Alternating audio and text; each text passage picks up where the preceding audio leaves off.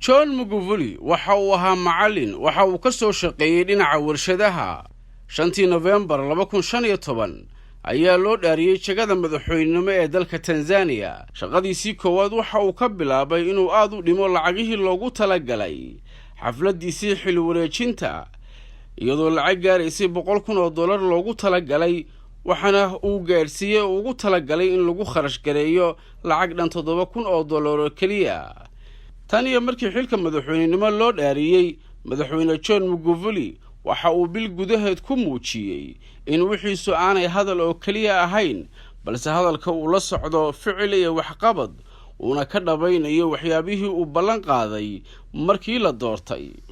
madaxweyne Magufuli waxa uu iclaamiyay inaan wax xaflad ah oo loogu dabaaldegayo madaxbanaanida dalka Tanzania aan la qaban doonin 9 December oo ku beegneed markii ay Tanzania xornimada qaadatay.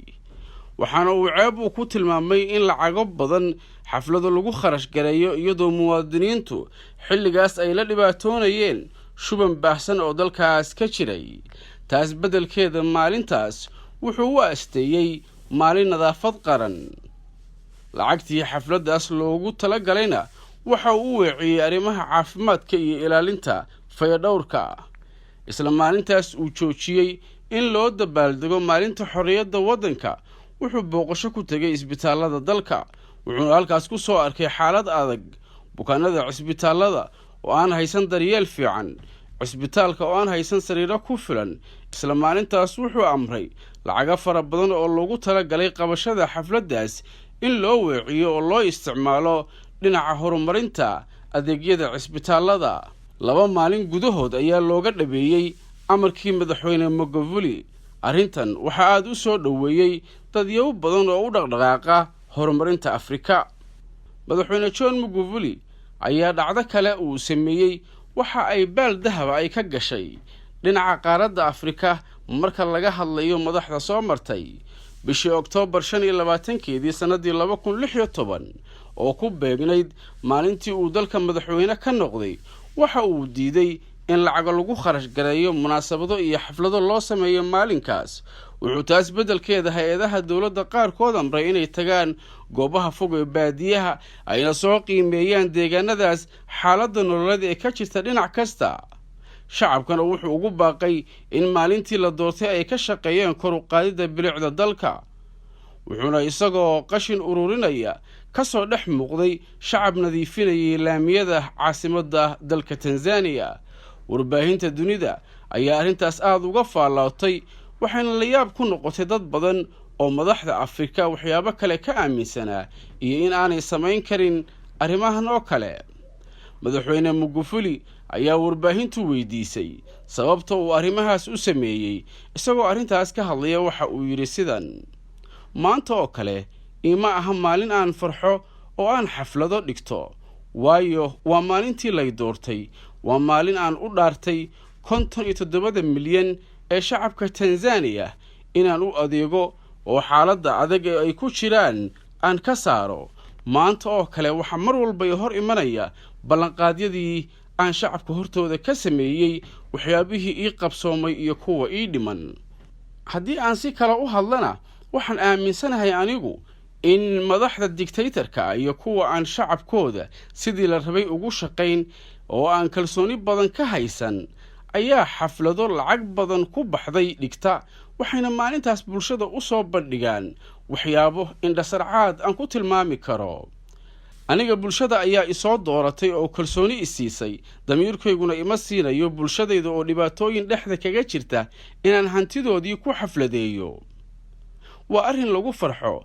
arrintan wanaagsan aniga iyo xukuumadda Tanzania iyo xubnaha xisbigu midna ma keenin oo uma fekerin. waxa suuro geliyay oo libinteeda iska leh shacabka Tanzania, waayo shacabka wacyigooda ayaa aad kor ugu kacay. markaasna waxay diideen wax kasta oo fasahaad ku ah hantidooda. anigu dareenkii ay qabeen ayaan la qaatay. waxaan hubaa markastoo wacyiga bulshadu uu kor u kaco inay madaxdu iyagu jihaynayaan shacabku oo aanay ka aqbalayn wax khalad ah. dhacdooyinkaas aan soo xusnay waxaa ka soo baxaya su'aalahan. dadka Soomaaliyeed waxay ku jiraan xaalad adag ma helaan shacabku adeegyadii dowladeed ee nolosha asaasiga u ahaa. iyadoo sidaas ay jirto, sidee ayay u dhaqmaan madaxda Soomaaliyeed? ma ku jira dareenka madaxweyne Magufuli oo kale ku jira ee aynu ka soo sheekaynay? cashuurtii shacabka laga soo qaaday ma ku lumiyaan waxyaabo aan u qalmin oo dhaawacaya dareenka bulshada, mise meelo hagaagsan oo loogu talagalay ayay geliyaan? intii ayuu gaarsiisan yahay wacyiga bulshada Soomaaliyeed?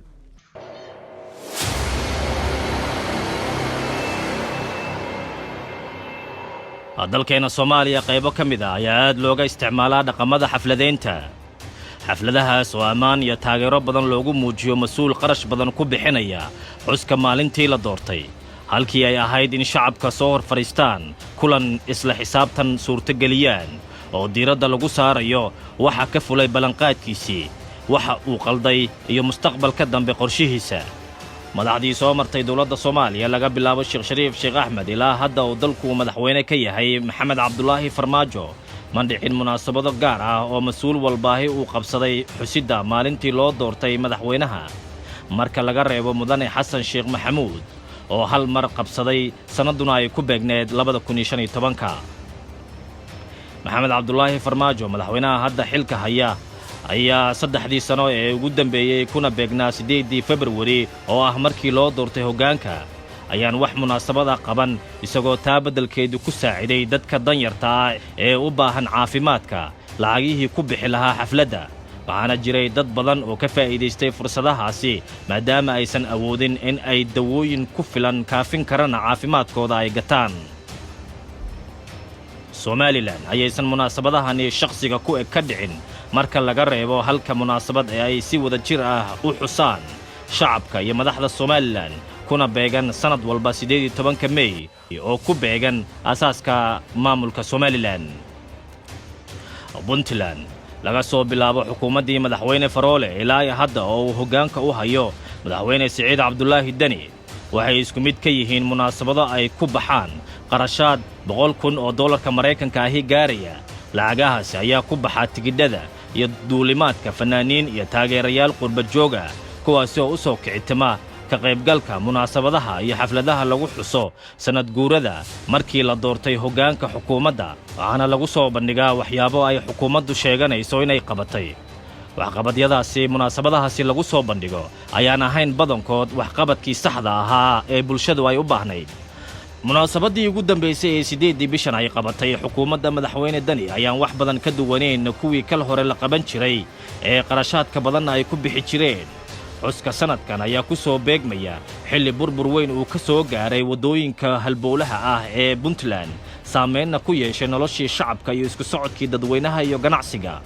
go'doonkii Gardafu iyo roobkii xoogganaa ee daadadka isku beddelay ee ka dhacay degmada Eyl, taasoo dad iyo duunyaba la tagay. intii ka badbaadayna ay yihiin sabool gurmad u baahan. baahiyahaasi oo ay sii wehliyaan dadka danyarta ah ee aan awoodin la tacaalidda noloshooda iyo kuwa caafimaad darida la ildaran haysanna waxay dhakhtar ku aadaan, ayay ku habboonayd wax weyn ay u tari lahayd in lagu kaabo qarashkii ku bixi lahaa munaasabadaasi si qayb ka mid a dhibanayaasha aynu soo xusnay ay waxtar ugu noqoto. qof walba oo muwaadin ah waa inuu isweydiiyaa habka qaldan ee loo adeegsanayo canshuurtii laga soo aruurshay shacabka ee aan dib loogu celin.